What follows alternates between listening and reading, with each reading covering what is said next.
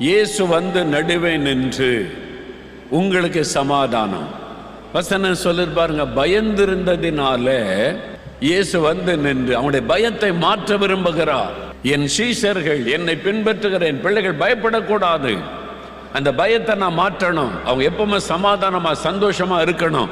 இயேசு வந்து நின்று உங்களுக்கு சமாதானம். என் பிள்ளைகளே பயப்படாதுங்க. இவங்களுக்கு என்ன பயம்? 3.5 வருஷத்துக்கு முன்னால இயேசு கூப்பிட்டார், என்னை பின்பற்றி வாங்க, எனக்கு சீஷராருங்கன்னு கூப்பிட்டதுனால படகை விட்டோம், வலைகளை விட்டோம், குடும்பத்தை விட்டோம், வேலையை விட்டு எல்லாத்தையும் விட்டு விட்டு இயேசுவை பின்பற்றினோம். சாப்பிட்றதுக்கு நம்ம வேலை செஞ்சோம், குடும்பத்தை கவனிக்க வேலை செய்தோம், கஷ்டப்பட்டு வேலை செய்து சம்பாதிச்சோம். இப்போ இயேசு கூப்பிட்டதுனால வந்துட்டோம். அவர் 3.5 வருஷம் சாப்பாடு கொடுத்தாரு, ட்ரெஸ் எல்லாம் தந்தார், அவரே எல்லாம் பார்த்துக்கிட்டாரு. இப்போ இயேசு இல்லையே, அவர் போயிட்டாரு. எப்படி வாழ போகிறோம்? இனி எப்படி போய் நம்ம குடும்பத்தாரை பார்ப்பது?